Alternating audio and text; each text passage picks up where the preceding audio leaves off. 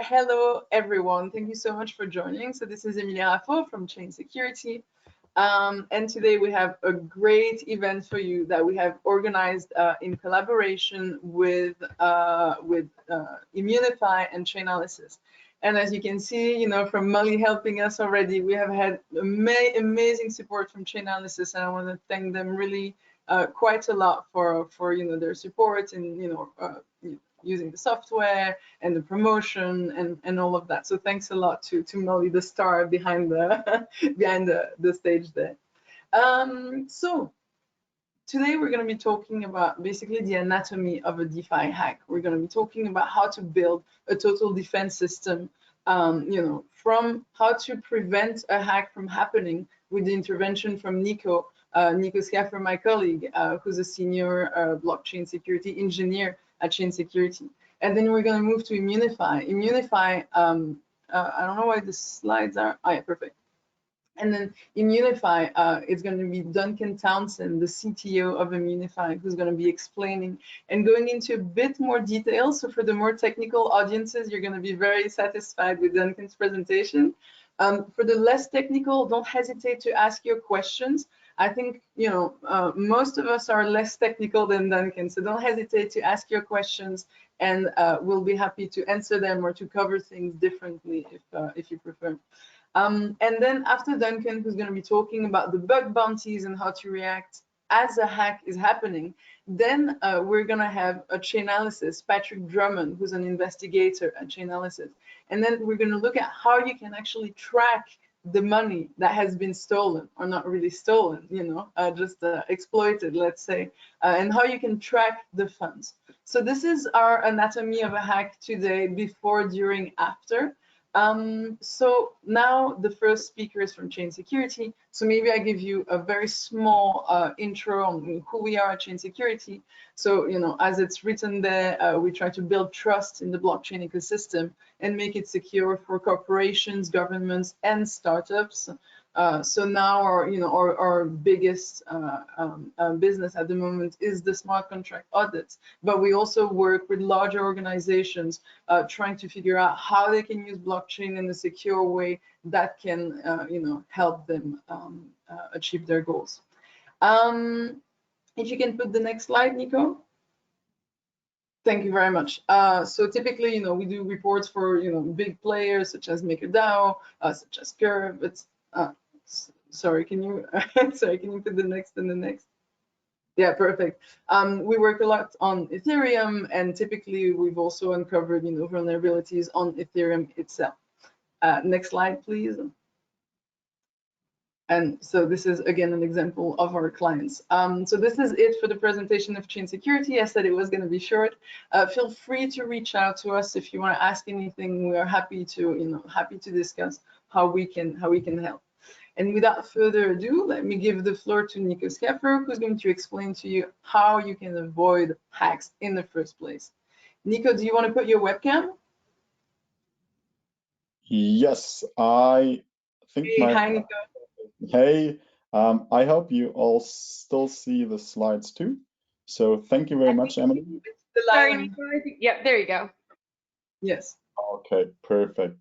Thank you very much, Emily, for the introduction. As Emily told you, I will start with basically smart contract audits as the, let's say, first line of defense. Well, there is basically one line before, that's your development already, your testing, DevOps and all that.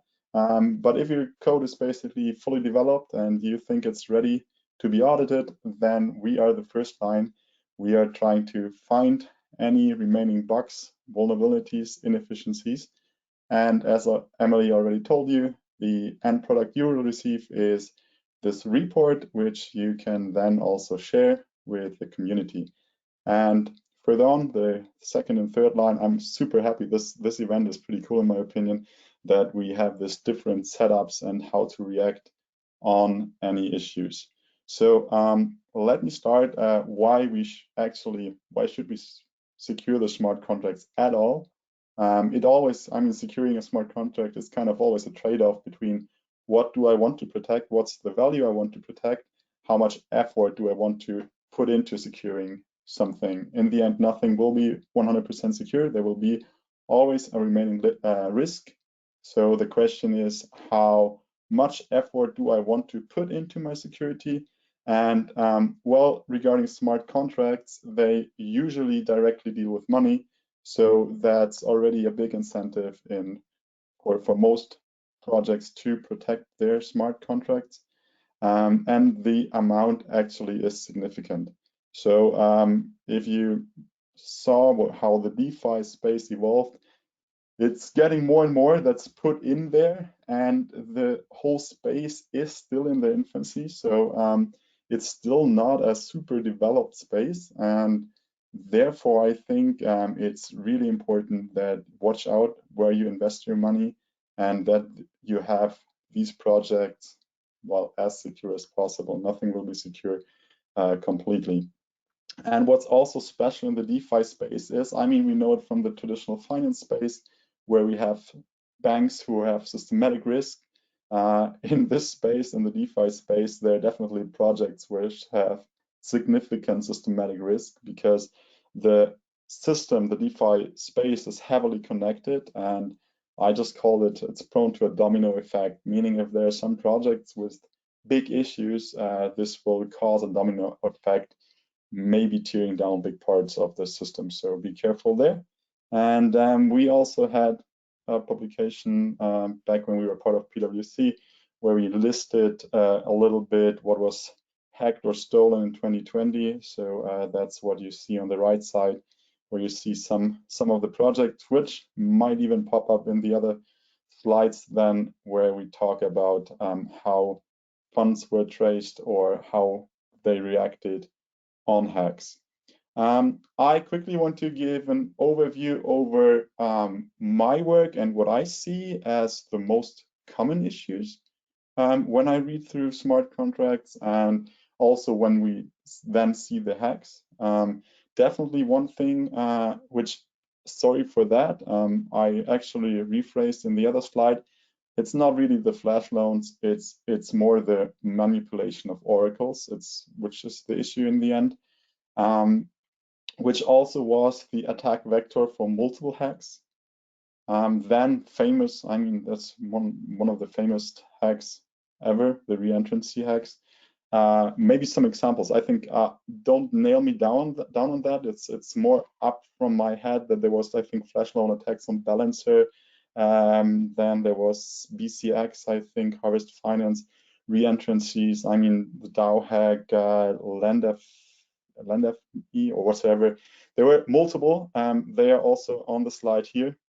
And this was significant amounts that were basically hacked or on stake there. Some of them could be rescued. That's also something cool we will talk about.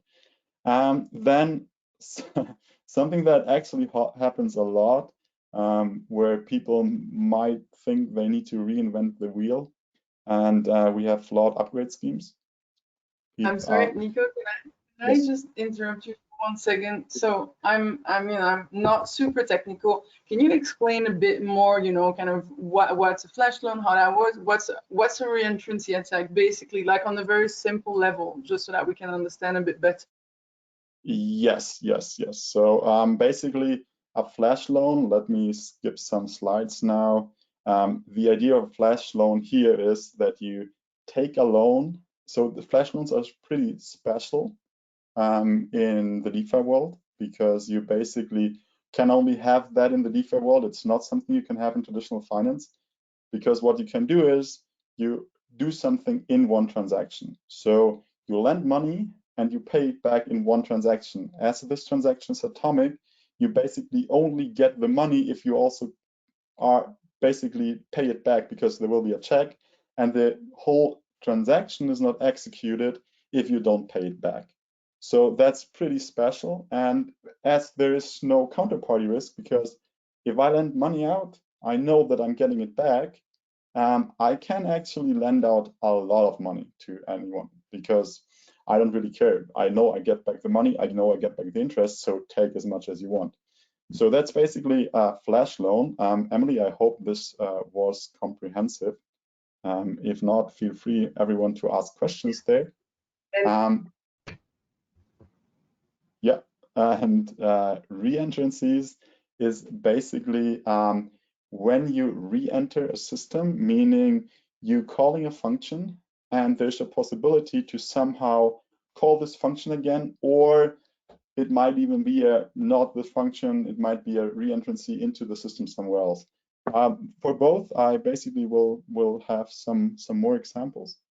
Then flawed upgrade schemes is basically, that's where people always think like you have a smart contract that's in stone, that you don't change it, that's immutable.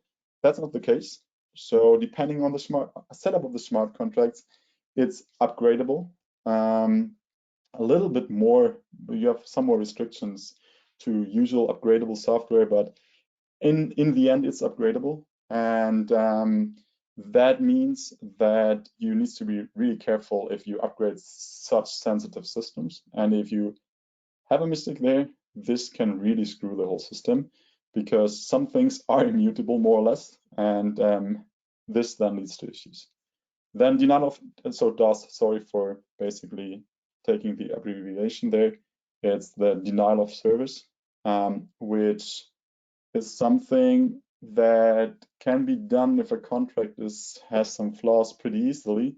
And that's one thing where it's not really a hack, but you're blocking a system. Unsupported token properties is also something we see a lot. You might know, most of you know the ERC20 standard, which is a standard which was agreed on that tokens support different features. These features are pretty basic. So people add features, there are other standards and whatsoever. And token can have really weird behavior. Unfortunately, I didn't put this in because it just popped into my mind. There's an awesome list in the internet. If you Google something like weird tokens, there's a list where the tokens are described with their weird behavior, which is really interesting because some tokens just don't behave as expected. And that might cause issues because you implicitly assume that a token behaves correctly to the standard, but sometimes doesn't. And I put this in brackets. It's just a big thing, which was also in our publication, rug pulls. That's something we cannot protect you from, actually. At least we try to by having KYC processes on our clients. So I will come to this later. But be careful in what you invest. I just wanted to list this there. Always watch out and see if you think these projects are legit. Even though they might have an audit, still might be possible that there's some way to get away with all your money. If you want a more elaborate list on the weaknesses, there's the website I linked, the awcregistry.io, where there's a lot of issues described with examples in detail. Unfortunately, a little bit technical, but if you Google on the issues, you will also find some information that maybe has a good intro and is not super technical. Let me now get to some examples because this was a little bit high level maybe. So let's go into an example. I already had this slide. Emily was asking for it. So it's about Oracle manipulation. We have seen this a lot. It's something connected to flash loans, but not exclusively. So basically any whale could have done this. And that's also not something which is super unique to the DeFi space. It's just the combination with the flash loans, which are unique to the DeFi space. So in the end, what's happening is you have an exchange which provides a price feed to some projects, and you manipulate the price feed. You manipulate the price information. Something in traditional finance that is also done, where basically you try to, for example, push the value of a stock, manipulate the value of a stock into one direction while being leveraged in a position on this underlying, and then participate more on this as you lose on manipulating. The same idea is carried over to DeFi with this unique feature of a flash loan. So you basically manipulate an Oracle feed benefit from this over or undervalued price information. And the components in DeFi usually is some exchange like Uniswap, Curve, whatsoever. And then you need enough volume to influence the price, to influence the exchange price and manipulate it in the direction you want to have it. And this volume is usually generated by getting a flash loan. So that's the unique stuff in the DeFi space, that basically more or less everybody has the ability to move huge amounts of money and do this manipulation. I already talked about the flash loan, so I will not repeat that one. What a flash loan is, we introduced that, and then there's, I don't know, I just sketched the idea of it. So basically you go in there, manipulate the Oracle, and there will be the other DeFi contract querying this price information. For example, I had this here. The example is I put some coins into a DeFi project, and this DeFi project evaluates what these coins are worth by querying the price information for these coins from the Oracle. So what I do is I manipulate the Oracle, push up the price of these coins or these tokens at the exchange, and the DeFi project thinks, oh, what? I'm putting in like a lot of money in there. Might be some, I don't know what to call it, whatever, some bullshit coins. And then this price is overvalued by the DeFi contract, and I get a share of the whole pool because there are others who also put in these coins or tokens, and I get more of the shares than I'm supposed to get. So in the end, that's the idea. I also then reverse my manipulation, and I can basically craft all this into one transaction. So it's atomic, it's really quick, and I'll just cheat it there. There are ways to protect for this, and we usually check the projects we are auditing that they protect for this. For example, you could query not like the spot price, but query a time frame and use the average. So it's harder to cheat on that. You could also use different oracles and accumulate a price. There are different ways to protect for this. So, but this was something seen in DeFi a lot. And I presented the high-level idea. I want to also show you some example where we see some code. And this goes into the direction, I basically did what I told you now. I deposited some tokens into a project. I received my share of the project. So this is the deposit function. Oh, sorry. The deposit function on the top there. I just commented out everything there. It doesn't matter what's happening there. Just think about there's even reentrancy log or whatsoever. And I received some shares, and for the token I put into the project. And there's one thing we need to assume: there is a reentrancy log. You see it's different from these here. So this deposit function is just in a different contract, like the withdraw function. They are in different contracts for whatever reason. Might be the setup here. And then we have the withdraw function. So what the reentrancy log does, it just protects that I'm not re-entering exactly this function, so that I'm not withdrawing, basically going to the withdraw function or the deposit function and in the same call. But as I said, they're different. They're in different contracts. So this will be one important point there to mention. And then we see that they basically check the amount is bigger than 0, and then they calculate the percentage which I receive from the total supply, from the shares. So let's say I had 50% of the shares and the other 50% belong to Emily. So I get now 50% of the shares. I'll pay it back with a withdraw. I give back my shares. I want 50% of the tokens that are locked in this pool. And let's say there are 2 different tokens locked. So in the next line we see I'm burning my shares, and then I get the underlyings. Let's say there are 2 underlying tokens, and there's a looping over these 2 underlyings, and basically just 50% of these underlyings are sent to me. Looks all fine, there are reentrancy logs, everything looks cool. There's an issue, and the issue is a little bit hidden.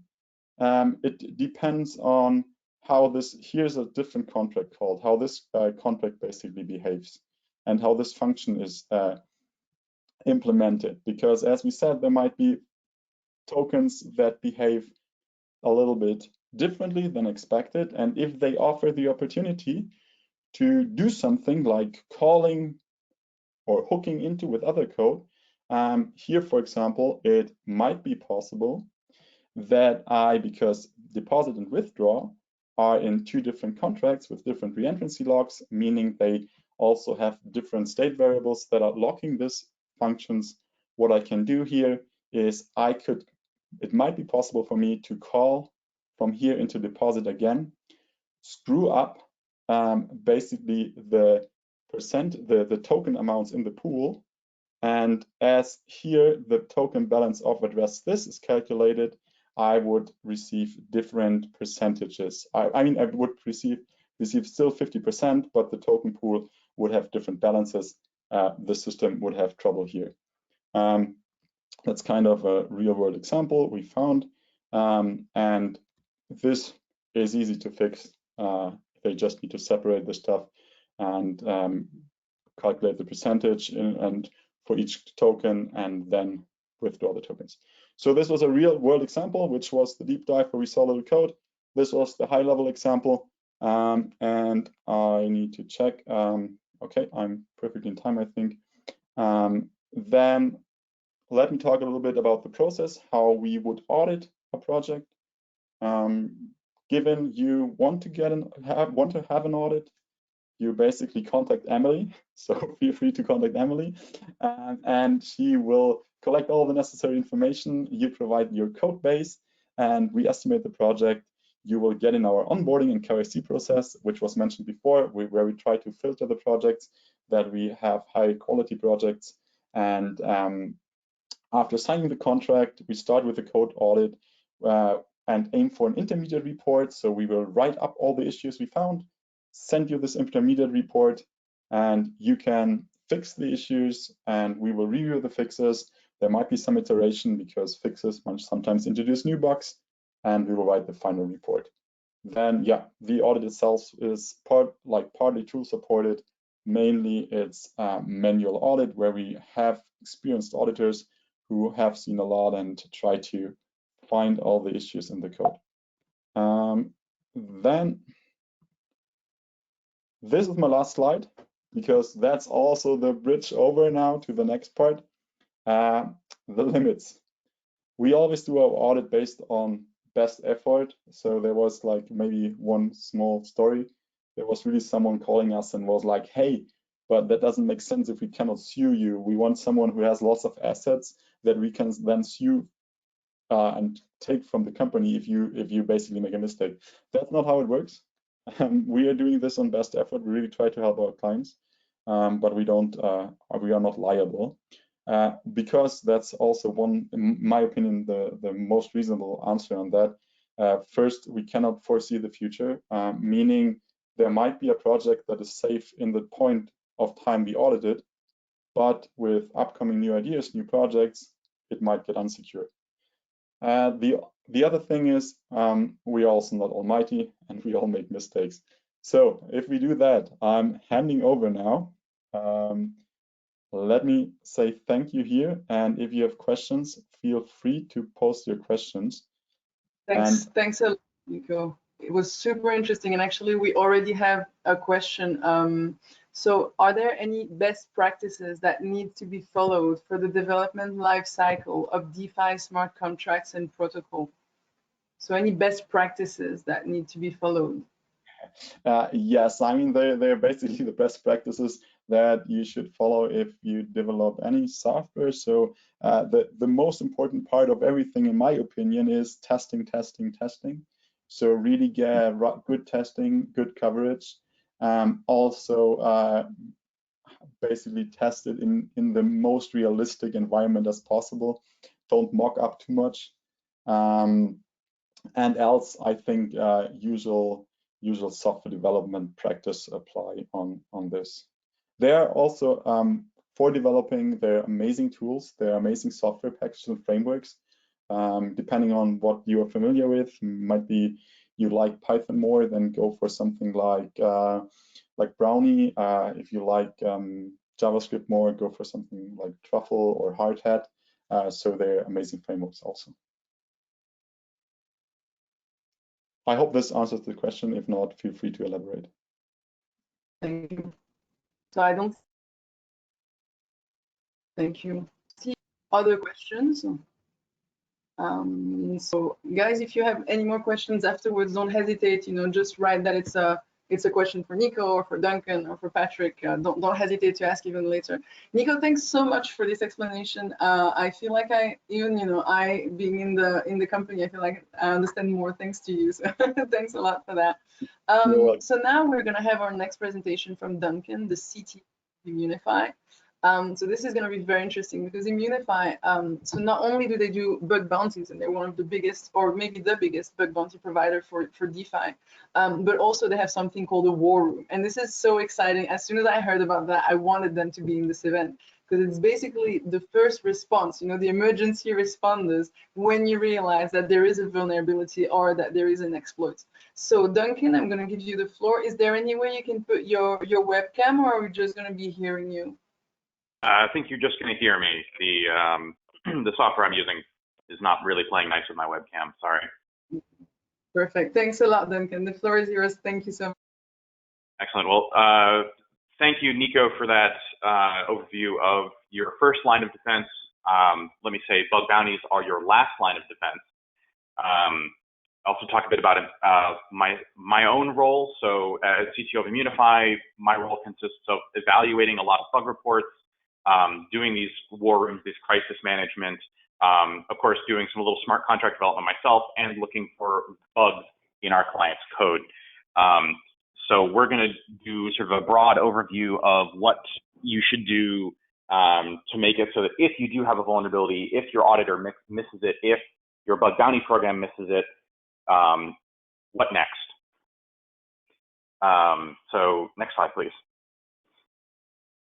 Preparedness is super important here. You do not want to have to ask the question, well, now what? You want to have a playbook ready for all of these different scenarios. Who do you talk to? Do you have an auditor or a war room on retainer that you can pull in to give you technical advice? Do you have a PR firm that you can pull in to do community management? If you have a team member who has been spearphished or kidnapped, do you have a physical security expert? Do you have key man insurance to resolve that situation? If there's a market collapse, Ethereum is down, what, 8% today? If that goes down further, do your smart contracts still work? There was Iron Finance had a problem with their stablecoin where the value of their collateral collapsed, which caused a cascade, which actually locked the entire contract. You have to consider those sorts of things and build a playbook so that, when bad things happen, you don't get caught out saying, well, this is bad, but I don't know what to do next. Immunefi can help you with that. We do provide a service where we walk you through building that sort of playbook. We don't do smart contract auditing. We can't help you with, what happens if my smart contract has a bug, but we can help you with, what happens if my keys are leaked or something like that. Next slide, please. In the event of a crisis like this, your general procedure is as follows. Any funds that you can rescue, you pull them. Any contracts that are pausable, you pause them. You want to then immediately alert your users, giving them a reasonable level of detail. What funds were lost? What funds are still at risk? What funds are safe? Will they get their money back? Do we know, briefly what happened? What kind of vulnerability is it? We've found that even in crisis situations like this, projects are generally rewarded by their communities for that clarity of communication. Now, of course, right, you want to make everyone's funds safe, but no one is served by pretending that funds aren't safe if they are in fact not safe. Communicating on social media, very important. You don't want it to just be on your DApp. You want it to be on social media so that the news gets out, so that if there's a user who hasn't used your platform in a week or so, they get that information. And then of course you want to write a postmortem. This is for building that confidence, really showing that you understood what happened, you took that as a lesson, and you're going to rebuild better and stronger. Next slide, please. Communicate early, communicate often, communicate the truth, and give clear instructions here. The clarity of those instructions is super important. And particularly for non-expert users, you might want to integrate that into your DApp, into your decentralized application, whatever website you have that users use to interact with your smart contracts. That means if they need to, for instance, revoke an approval or pull funds out of a vulnerable contract, there needs to be a big banner on your site that says, click this button to make yourself safe. Early and often, I recommend that you make your first public statement about any sort of vulnerability, whether it was exploited, whether it was saved, within about half an hour of you taking any action. That really cuts off a lot of the fear, uncertainty, and doubt about what's going on with your smart contracts. Users will notice if you paused your smart contracts, and if you don't make a public statement, people start talking, oh, are they rugging? And that's really the rumor that you want to head off. It's not a rug pull. Your funds are safe. Your funds will be returned to you within 72 hours. Something like that. And then, of course, if you lie to your users, you will never rebuild that trust. You need to tell the whole truth according to your best knowledge right now. Next slide, please. Your technical response. So once you've managed the PR, or concurrently with managing the PR, you want to mount a technical response. If there are still funds in your contract, what can be done to return them to their users? If you are going to continue operating your protocol, for those users who lost their collateral, lost some assets, how can you create a claims process? Can you issue IOUs? Can you make your users whole using the proceeds of your protocol? If you have pausable contracts, pause them. I'm going to say this again, but the thing that will save you more often than anything else is having pausable contracts. When a vulnerability is found, if you can pause your contracts and stop the vulnerability from being exploited, your users will thank you, your response team will thank you, and you will thank your past self. And then, of course, if all else fails, you have to hack the contract yourself. And this is one of the more harrowing things to have to go through, because there are so many things that can go wrong, right? You want to make sure that you tested extensively in a local blockchain fork. You want to make sure that you make use of private mempools. You want to make sure that you can't get front run. You want to make sure that nobody else finds this vulnerability until you've made it safe. And this is something that Immunefi does. We have a consortium of white hat hackers, auditing agencies, the works, who are ready to spring into action to help you save your users' funds. And we have, of course, more specific technical advice we can give, but that's not really the topic of this presentation. Next slide, please. So I briefly touched on this in the previous slide. You want to make sure that the exploit can't be, or the vulnerability can't be exploited by anyone else. So that means changing the contract, breaking the contract, or please, please, please make your contracts pausable so that you can pause your contract. Anything that can go wrong, make it pausable. In the past, we've had issues where contracts were not pausable and were still vulnerable and had significant exposure of user funds, and that was a pretty significant vulnerability. Once you've done as much as you can to prevent anyone else from hacking it, you want to deploy your specialized white hat contract. So the important thing here is that this contract should not be runnable by anybody else, and as much of the parameters as possible should be hard-coded to avoid generalized front-running bots. There are bots who are monitoring the mempools of blockchains, not just Ethereum, but also BSC, XI, RSK. And if they see a transaction that can be rerun by them just by tweaking a couple parameters, they will submit that transaction with a higher gas fee and run your own hack contract themselves and hack and steal all of your money. Now, some of these guys are nice guys. They're white hats. They give you the money back, but you really don't want to be relying on the generosity of strangers for this sort of thing. And then, of course, you want to use a private mempool. The big one being Taichi, and then, of course, Flashbots, which is a service that is frequently used for market manipulation, can actually be used to prevent market manipulation and front running if you configure it correctly. Next slide, please. Lastly, once you've hacked your own contracts, you need to return the funds to your users. You want to deploy a claims contract. If the vulnerability is still out there and is possible to be re-exploited, you want that claims contract to check that the user has made themselves safe before it returns the funds to them. If you're going to do essentially a direct airdrop back to your users, make sure you snapshot the chain state right before you deploy your white hat hack. You should publicly post how much of each asset you're going to be returning to each user, so that users can be assured that they are in fact getting their money back and that they are getting the correct amount of money back. And then for usability, deploy a Web3 UI for claims. Integrate this into your main DApp. Make it easy for your users to get their money back. That's, of course, if you're not going to send it back to them directly. That, of course, depends on the particulars of the vulnerability itself. Next slide, please. When you get a bug report, not necessarily a hack, but a bug report that your contracts are vulnerable. This is, of course, the best case scenario. If you have a bug bounty program, you're heavily incentivizing white hats to look at your contract. You make this outcome more likely as compared to the bad outcome of having to respond to a black hat hack. Immunefi, this is our core business. We do a lot of this for you. Validation.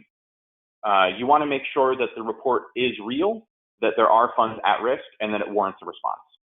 Communicate. You need to tell the white hat hacker you believe them, that you appreciate their help, and that if they can continue to help you further, you'll make it worth their while. Pause the contracts. Please, please, please make your contracts pausable so that you can pause your contracts so that you don't have to white hat hack, or that if you do have to white hat hack, it's a lot less of a nail biter. Collaborate with your security team on a fix. That's going to be your developers. That's going to be a war room service like Immunefi. That's going to be the white hat hacker who reported the bug. And if you have any auditing agencies who are willing to work with you on short notice, loop them in as well. Validate the fix.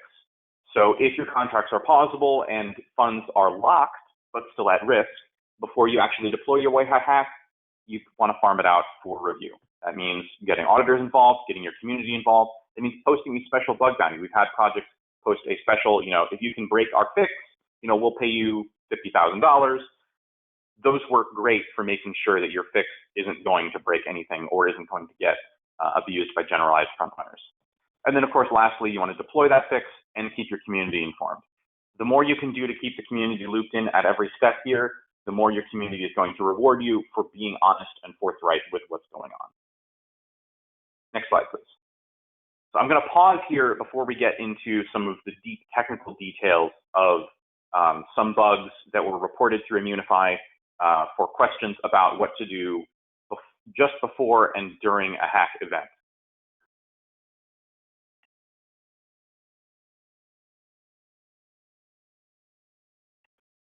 We don't have any questions? No questions. Okay, great. So I'm going to go through a couple bugs that were surfaced through Immunefi that were fixed with no impact to user funds, and the protocols continue as if nothing had ever happened. I want to emphasize here that each of the projects that I'm listing here, each of the protocols I'm listing here, performed totally admirably throughout this whole process. And yes, they had a bug, but the fact that they fixed that bug responsibly and have disclosed it speaks volumes to their commitment to security. I would feel completely comfortable in trusting my money to any one of these projects. Please do not interpret their being listed here as a black mark. It is a kudos that they responded the way they did. So let's talk about charged particles. They're an NFT marketplace. You can mint NFTs with interest-bearing assets. And then, of course, you can wrap NFTs, and you can create NFTs where every time they're sold, it pays the creator a commission on the sale price. Next slide, please. Charge Particles has a vulnerability here that allows users, or sorry, that allows creators to extract a ransom from NFT holders. Vulnerability is in this contract here by Proton, Proton being the name of a interest-bearing NFT under the Charge Particles system. By deploying a malicious NFT with a particular construction here, the sale of the NFT can be held for ransom until the creator is paid. Next slide, please. The vulnerability is right here. The Royalties Receiver contract is set by the NFT creator, not necessarily the current owner. And because when that NFT is transferred, when it's sold through this NFT marketplace, the Royalties Receiver, which is the creator of the NFT, is paid a commission. This contract, the Royalties Receiver, can revert. So this send value here, when you send Ether to a recipient contract, that contract gets to run code, and if that code reverts, the whole transaction can revert. And in doing so, you can denial of service the sale of that NFT until you receive your ransom. Next slide, please. And here's a simple example of that, how you would ransom an NFT. This contract would be set as the receiver, and all this does is revert if the ransom is not paid, and then once you pay the ransom of 1 Ether, it lets you transfer the NFT as if nothing had ever happened. So it's totally permissionless, and of course you can know that once the ransom is paid, the NFT will in fact be unlocked, which is, a crucial part in any sort of ransom deal. Next slide, please. As far as development practices that you can adopt to avoid vulnerabilities like this, anything that's not validated by governance or supplied by a contract owner should be treated with hostility. There's all sorts of vulnerabilities that you can get involved with here. Like Nico mentioned, you can have reentrancy by calling other contracts or by calling back to the contract yourself. You can have denial of service by reverting, or you can consume unbounded amounts of gas and do gas briefing. I should actually, mentioning Nico's list of vulnerabilities, I think the list was flash loans, reentrancy, flawed upgrades, denial of service, and badly behaved ERC20 tokens. Immunefi has seen an instance of at least one of each of those in the last week. So these are all real vulnerabilities that are affecting live deployed contracts. Take that seriously. Make sure you get your contracts audited. Make sure you list the bug bounty. Make sure that you're prepared. You have a response plan if your contracts are vulnerable to one of those. The last piece of advice here is that you always use a pull pattern for payment. So essentially that means that if you're ever going to send money, you only ever send money to your caller. You never send it to a third party. Immunefi has a Medium blog where we post postmortems on all of our bug disclosures. I can tell you that we have a whole ton of bugs that are awaiting disclosure that are still in our pipeline that we will do right up here. So stay tuned for more if that is the sort of thing you're interested in. Do I have time for one more of these? Please go ahead. It's so interesting. All right, we'll do one more. So this is a vulnerability in PancakeSwap, which is the largest swap platform on BSC, Binance Smart Chain. In addition to being a swap platform, PancakeSwap has a bunch of periphery contracts that provide useful services to the community, including a lottery or prediction market, yield farming, that sort of thing. This concerns the lottery. So the lottery happens in phases. You buy, so first the lottery is open and you can buy tickets. Then the lottery is closed. Then the drawing happens. A winner is selected, and then the whole process repeats. And of course, anyone who has purchased a winning lottery ticket can claim their winnings at any time. And the winning lottery ticket is represented by an NFT. The on-chain sources of randomness are combined with off-chain random number, and that draws the winning lottery number. There's actually a vulnerability there, which if you're extremely clever, you'll have noticed. Let's move on to the next slide, please. So here's the vulnerable contract. Now, this is a bit of an unfair example because the vulnerability here is not what's in the contract, but rather what's been left out. This method is what lets you mint a lottery NFT. You supply a bunch of numbers that you would like to purchase. You specify the price per number. It computes how much to remove for you, mints you the relevant NFTs, and you proceed on with your life. There's not on its face anything wrong with this contract, but if we go to the next slide, we'll see what was left out. The problem is that you can buy a ticket during the drawing phase. Now, what's the vulnerability there? Once the drawing transaction enters the memory pool, the winning number becomes predictable. You can examine that transaction, execute it using your own local node, discover what the winning lottery numbers are, and then go out and buy that number before the transaction is confirmed. In doing so, you can be guaranteed to win every single time, and you can, of course, drain the lottery for all it's worth by buying a ton of winning lottery tickets. The fix here, of course, is simply to add this line back in. Next slide, please. This is a copy-paste error. So as the name of the previous method suggests, multi-buy, there is in fact a single buy method, which is not vulnerable. When the code was copied from the single buy to the multi-buy, that requirement wasn't carried along with it. And so the multi-buy method was vulnerable. The multi-buy method also wasn't exposed through the Web3 UI at the time the vulnerability was discovered. And unit testing didn't cover the sad path there. It didn't go through and make sure it hit every single revert statement. So make sure that when you're testing, you test not only that the contract works as you expect, but also that it doesn't work as you don't expect.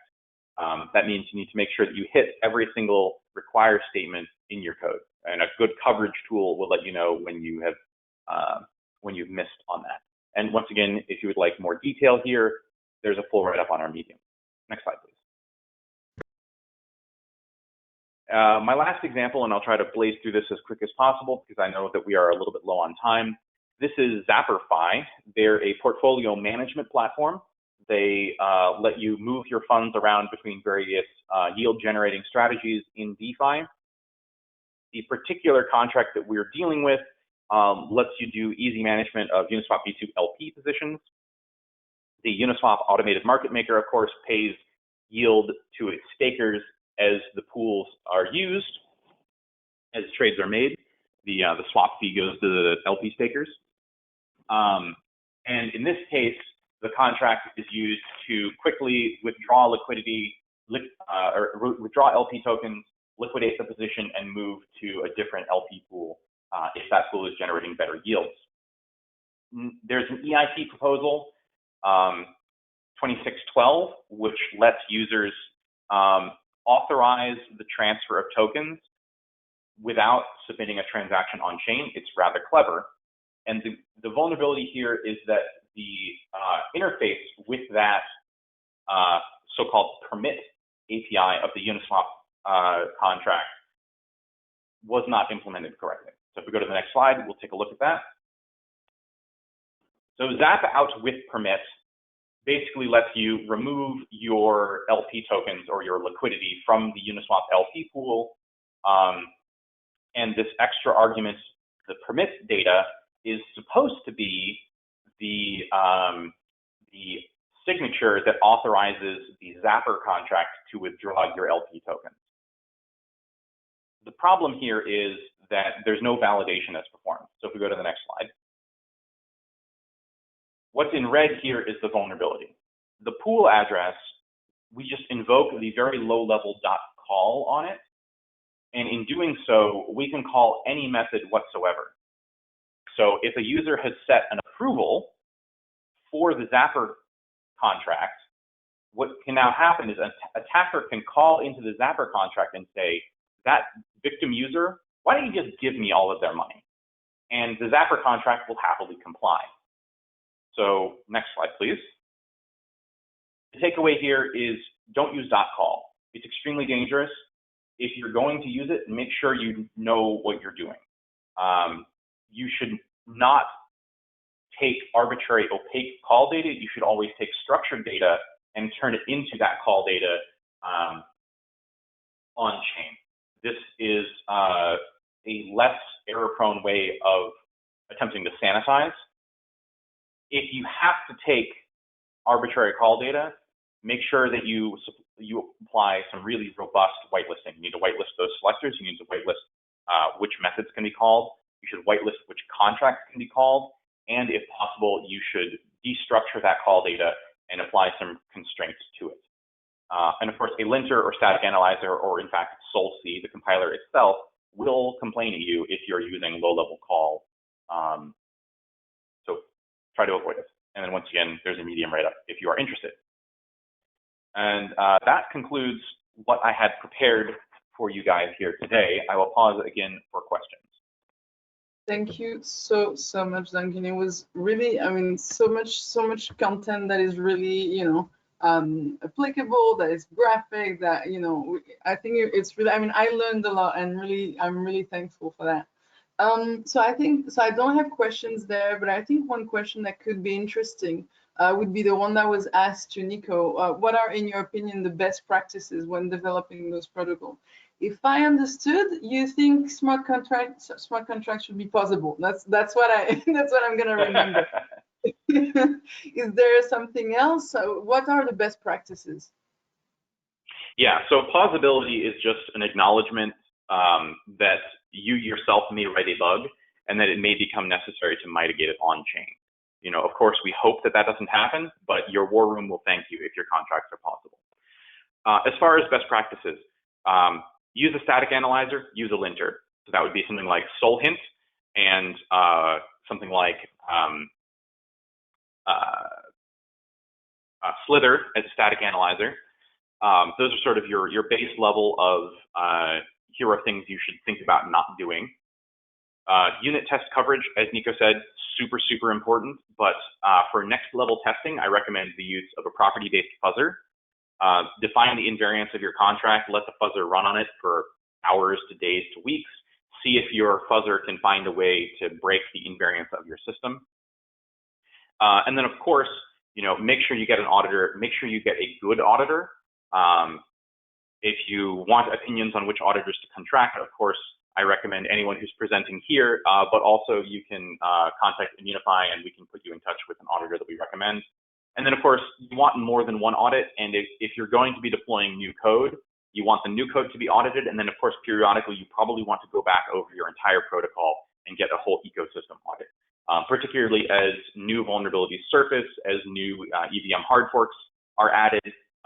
For instance, EIP 3074 is going to break some contracts. So when that goes in, you're going to want to think about how that broke, or how that might negatively affect your contract. Okay, thanks a lot, Duncan. One thing that you said was kind of interesting. So you said that all the the common vulnerabilities and common attacks that Nico listed, that you all dealt with them in the last week. That was a pretty busy week. I mean, you guys are Yes. It was a bit of a busier week for us, but I would say that in your average 2 weeks, we would see all of those. So, those vulnerabilities are real. We do see them in the wild, and mitigating them is sometimes more difficult and more fraught than we would like. So, definitely make sure that you are having DeFi best practices. All of the things that I just talked about, development practices, auditing, those are your, first and second line of defense. Your last line of defense is a bug bounty. You always want to make sure that your bug bounty is posted, it's public, and that it's big, right? One of the things about bug bounties is to test a black hat, a bug bounty is going to need to be a very large percentage of what they could steal. but it might not be as large as you think. In our case, we've found that 10% is really the number where black hats start to think about turning white. And I can say with confidence that the Immunefi community does consist of some black hat hackers who have decided that bug bounties in DeFi make sense and that they would rather report bugs than exploit them. Because, you know, yes, they're missing out on 90% of that hack, but that 10%, that's clean money. You know, they could take that, pay taxes on it, buy a house, you know, retire to the Bahamas, you know, whatever. So make sure you have a bug bounty. That is your last line of defense. That is what turns black hats white. Yeah, and definitely, because if they choose to stay black hats, then they're going to try, you know, they're going to have to try to hide the funds. And our next speaker is trying to avoid that, actually. Our next speaker is Patrick Drummond, investigator at Chainalysis. And he's going to tell us, you know, how he tracks the funds after. So for example, we had this example, and Duncan, that was such a great example of this NFT ransom. I mean, I didn't know you could do that. That is so interesting to see. What if, you know, the hacker takes the money and tries to get away with it? How can we stop him? And Patrick is going to explain how he does it. Thanks a lot, Duncan. Patrick, the floor is yours. Awesome. Well, hello, everyone. I'm Patrick, and I'm an investigator working at Chainalysis. I went down the DeFi rabbit hole several years ago, and I've been constantly researching the space ever since. At Chainalysis, I'm part of an extremely talented team of investigators. I've learned so much from them, and I just want to thank them for all they do across the globe to help make the cryptocurrency space safer for everyone. And today, I will give a glimpse of an investigation, specifically a DeFi exploit. I'm going to walk through Pickle Finance exploit and go through the process of how to begin a DeFi investigation and then trace the stolen funds. This is a really interesting case, and I am very excited to share some of the findings.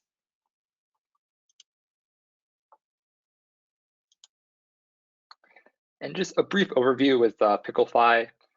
It was a forked version of Yearn, where users can deposit crypto into vaults, or they call it jars, which automatically find the best yield.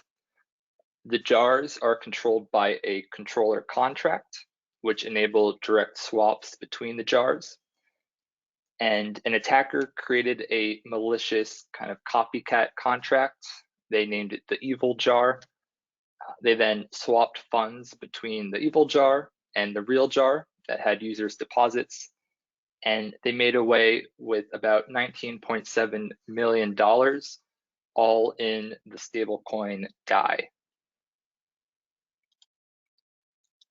So let's start at just beginning a DeFi investigation. I first like to just focus on ETH. With some of these exploits, there are literally dozens and dozens of ERC20 tokens that are stolen. However, the common theme with all of those is that the addresses, they need ETH, right, to transfer those tokens and pay for gas fees. So I look at where did they get their kind of initial ETH from? And I also look at what other addresses did they send ETH to? And the sending part is important because after an attack, the hacker's address is public, and a lot of times people will kind of dust that address or send some ERC20 tokens to kind of promote their own token to the hacker's address. But when I'm looking at sending activity, I know that the hacker, they're the ones actually initiating that transfer out. And it gives me much more confidence that they actually control those ETH addresses that they're sending ETH to. However, I have found in pretty much every DeFi exploit I've looked into that people try to communicate with the hacker by sending very, very small amounts of ETH to their address. And in that transaction, they send like a text message. And I've actually found some pretty interesting and funny ones. This was a message sent from kind of a random address to a pretty prominent DeFi hacker. And it's this quote from the movie Taken. So I like to think that maybe Liam Neeson is actually a crypto investigator in his free time. And I've also found really helpful messages. There's this one address out there that comes up in every kind of exploit. And what they do is they actually investigate the exploit on their own. They trace where the funds are. They then write up an investigation report. They put it in a pastebin link, and then they send this link in a transaction to the hacker's address. So I find this so interesting about the DeFi community, how we're all working on this together, and there are many people out there helping everyone out by tracing the flow of funds and writing their findings in report, which does help me with my own investigation.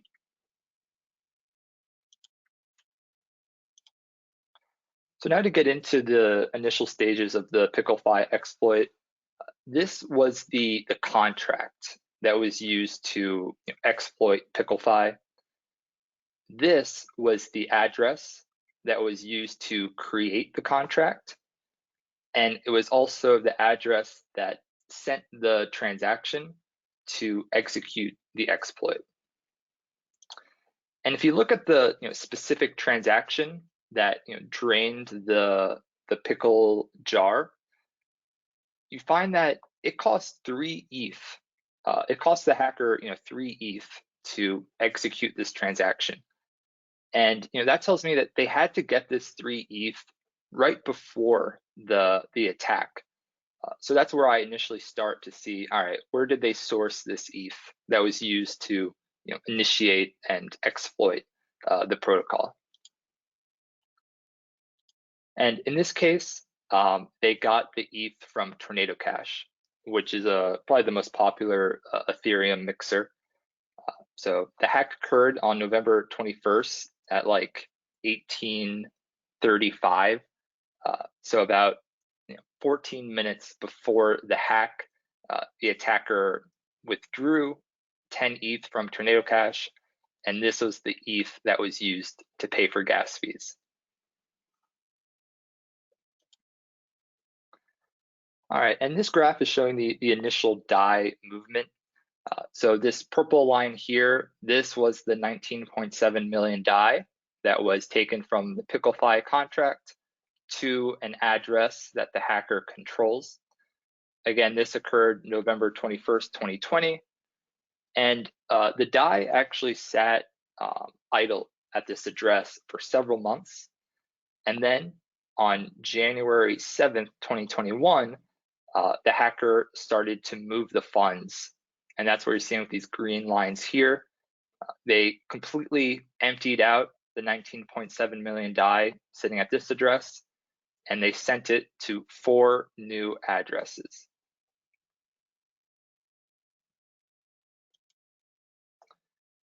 And now I'm going to talk about some of the DeFi protocols that these stolen DAI has interacted with. And one pattern I'm seeing in some of these cases is that there's no huge rush to move these funds off chain. And why is that? Well, it's the same characteristics that draw us towards DeFi that can also be very attractive to hackers, such as it's permissionless, a big lack of KYC, and as we'll see with this specific exploit, the potential to earn yields on your kind of idle crypto.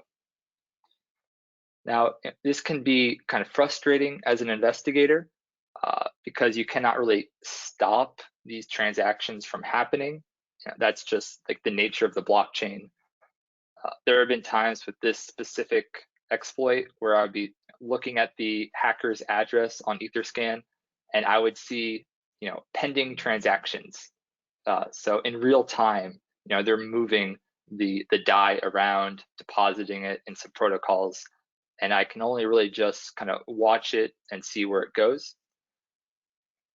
But on the other hand, this is also very useful for investigators because every action, it's still occurring on chain, and in that case, it's traceable. Specifically with like exchanges, with a centralized exchange, if you see stolen funds being sent there, you don't know right away what they're doing with those funds. You have to reach out to the exchange. They know internally what's going on, but there's a little time delay with that. But when you see funds going to Uniswap, you can see in real time, all right, what are they swapping the DAI into? And here on the right is just a list of all of the different DeFi protocols that the Pickle Finance hacker used.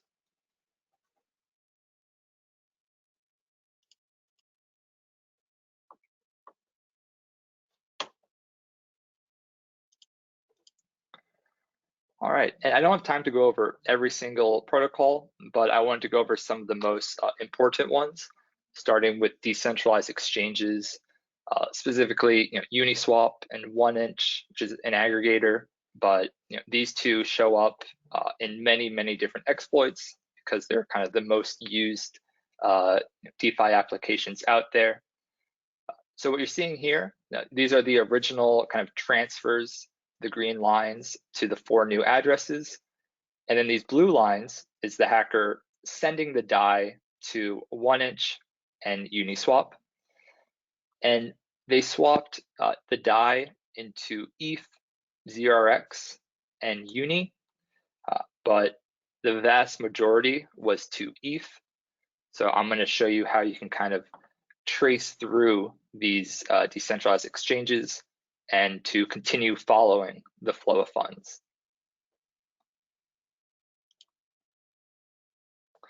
All right, so now we're looking at ETH. So these values are ETH, and the same addresses that we're sending the DAI into these dexes are the ones receiving and swapping into ETH. One kind of interesting thing is that initially, these 3 addresses, they're brand new and they had no ETH on it. So, how could they actually pay for these fees to perform these swaps? Well, right before these swaps, the hacker withdrew 1 ETH from Tornado Cash to this 157 address. So then this 157 address, they have enough ETH to pay for gas fees. So they initiate these 2 transactions to swap the DAI into more ETH. And you're seeing that here, they're getting ETH for those swaps. And then they send the ETH to the 64B address and 607D address. We see here, so now the 64B address and the 607D address, they have ETH now. They can transfer the DAI that you're seeing here, and they can also pay for those kind of pricey transaction fees to swap the DAI into even more ETH. And that's what you're seeing here. And then finally, the ETH is sent back to Tornado Cash.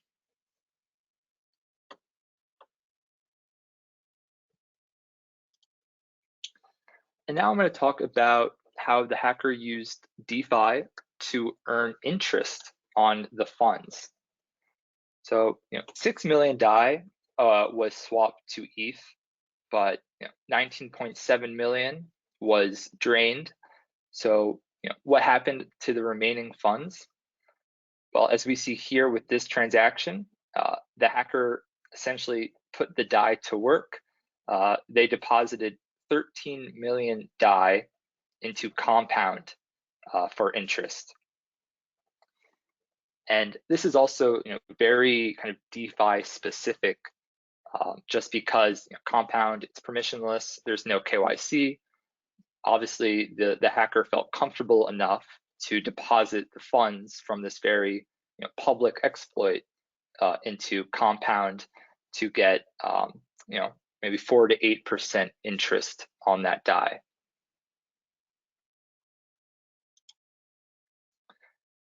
Now I'm going to talk about probably one of the most interesting things I've seen in a DeFi investigation. That the hacker actually used this 13 million DAI as collateral to take out a loan on Compound. And I'll kind of walk through what we're seeing on the blockchain. So this 3,000 ETH kind of transaction, this green line here, this is the hacker borrowing 3,000 ETH from Compound. And then right after that, they deposited that 3,000 ETH plus another 500 ETH that they got from 1inch to Alpha Finance. Now, why are they doing this? They're doing a little bit of yield arbitrage here. They're paying about 3% interest to Compound for this loan, and they're depositing it to Alpha Finance, where they're getting about 6% interest on this ETH. And I did some math here. This initial loan took place in late January. ETH was around $1,000 at that time. So 3,000 ETH was $3.3 million on the day of the loan. And they have, that $13 million worth of DAI as collateral, and they have a very healthy, loan to collateral ratio of 25%. But then over the next several months, ETH really went on a run and basically tripled in value. So in late April, 3,000 ETH was worth $9 million. They still only have $13 million as collateral. So their ratio jumped to 70%. And Compound has a max loan to collateral ratio of 75 before liquidation. So you can actually see on the blockchain that the hacker closed out their deposit here. So they withdrew 3,602 ETH, and then they deposited back to Compound to pay off their loan because they almost got liquidated.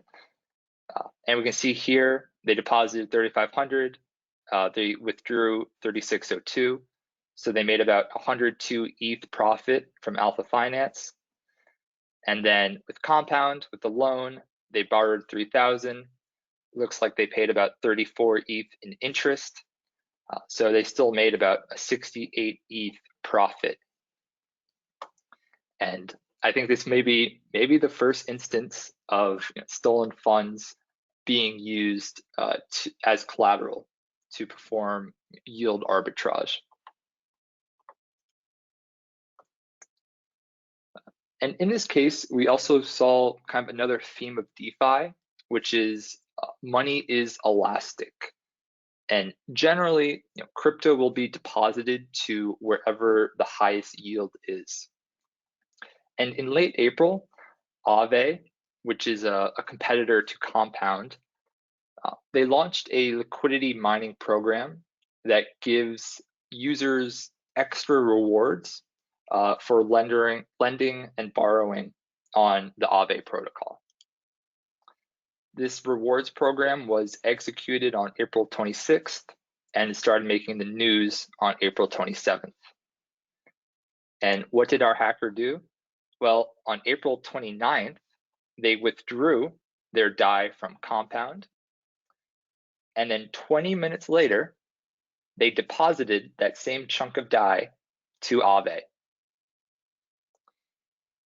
And Aave, it gives you extra rewards for depositing on their platform, but also for borrowing and taking out loans.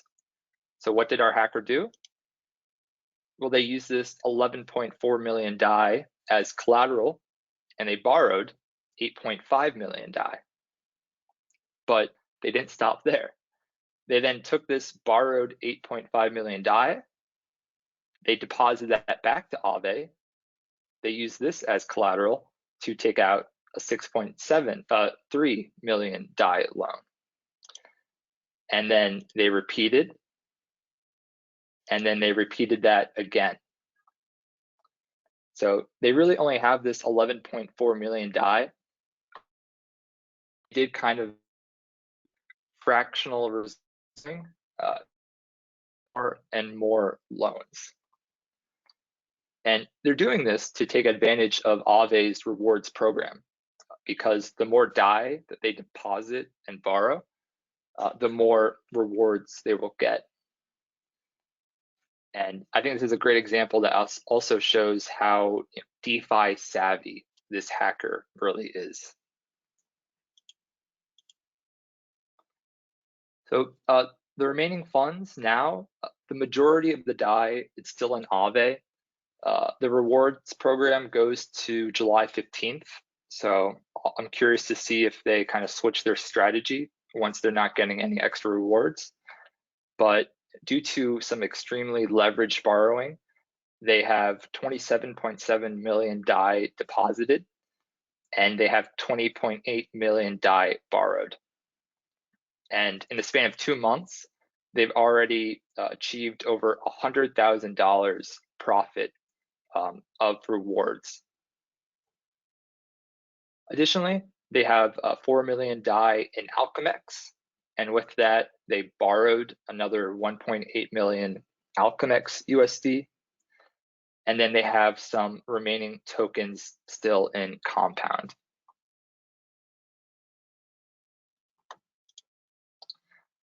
So despite all this kind of on-chain activity, it can still be difficult to find leads solely looking at the hackers' addresses, mainly because of the lack of KYC. However, this is how I kind of go about these cases and try to find leads. It's very probable that the hackers are advanced DeFi users. And because of that, they have to have a personal ETH address that they use for their DeFi activity. Now, their personal address is not going to be directly connected to any of the stolen fund addresses. However, if you are able to find their personal address, that may have some very solid leads. So somewhere on the blockchain is the hacker's personal ETH address, and that is what I try to uncover.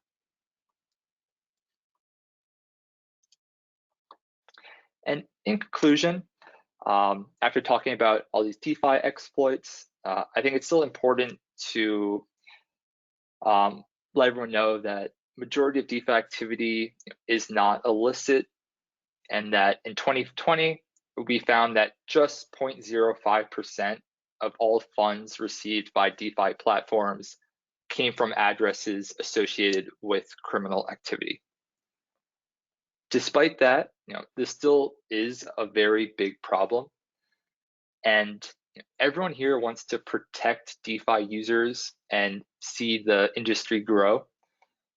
And I think one way to accomplish that is by interacting and working together with the amazing community around DeFi.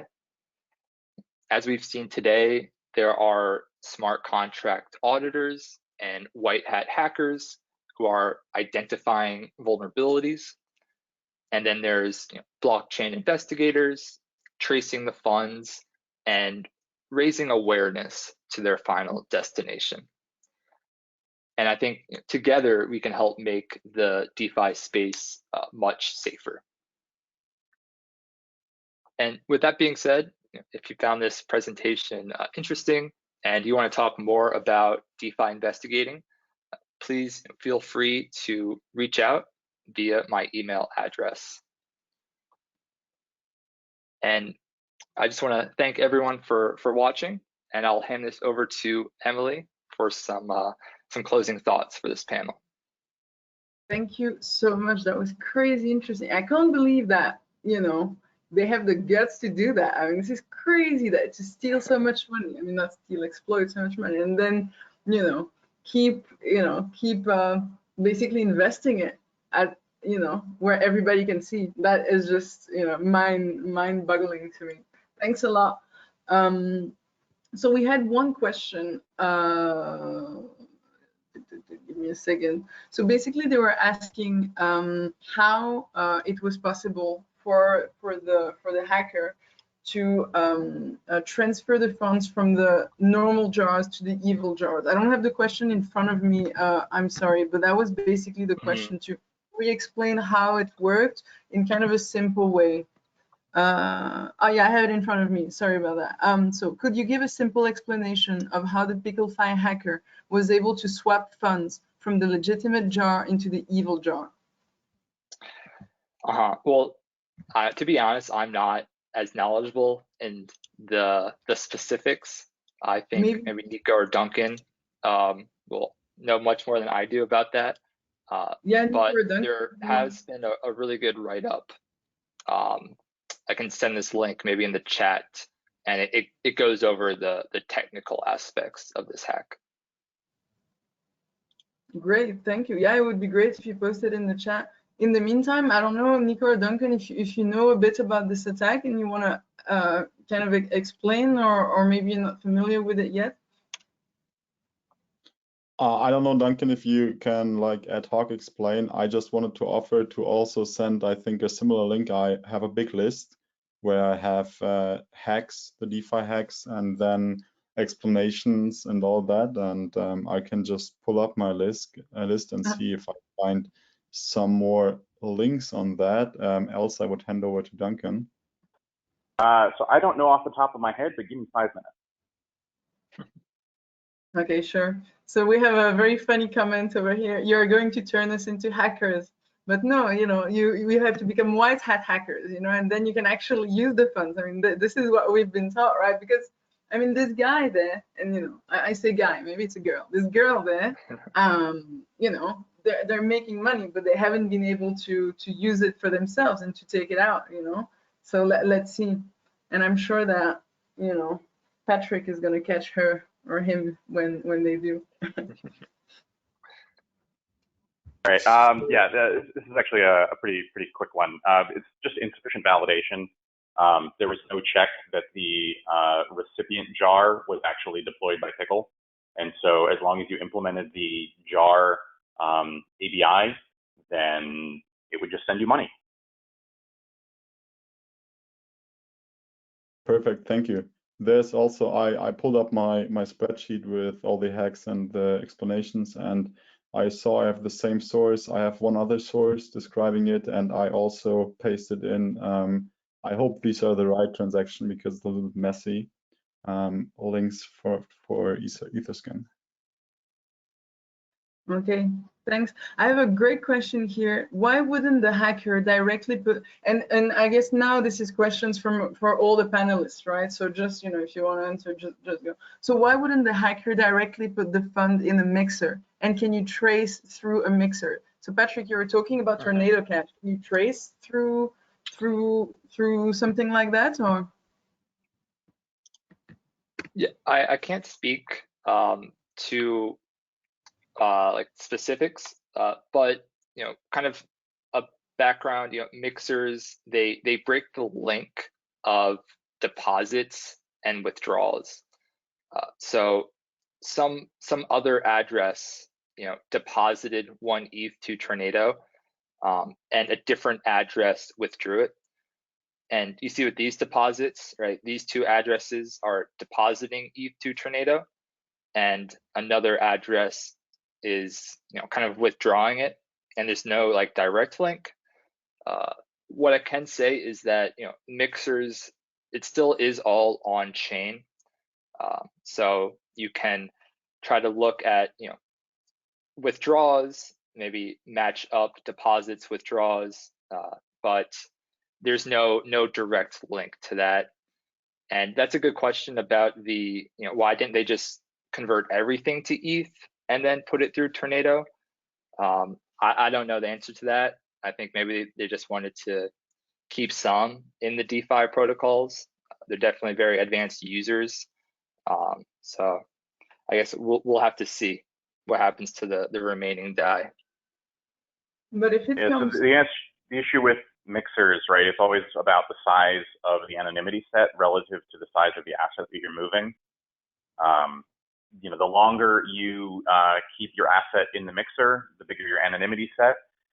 If you're trying to launder a really huge amount of asset, like what we see here from Pickle, you would have to deposit it and leave it there for a really long time and withdraw it only piecemeal over time. If you wanted to actually, retain the anonymity guarantees of a mixer like that.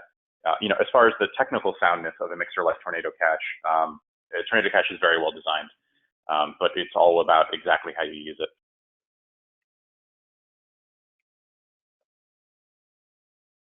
all right, thanks a lot. Guys, if you have more questions, feel free to shoot. I mean, we're happy to take questions, or even if you just have comments and you want to, participate in the discussion, we're very happy to discuss with you. Otherwise, if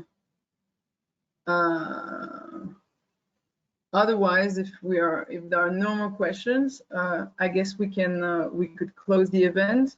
Unless there are some closing remarks that anybody wants to make.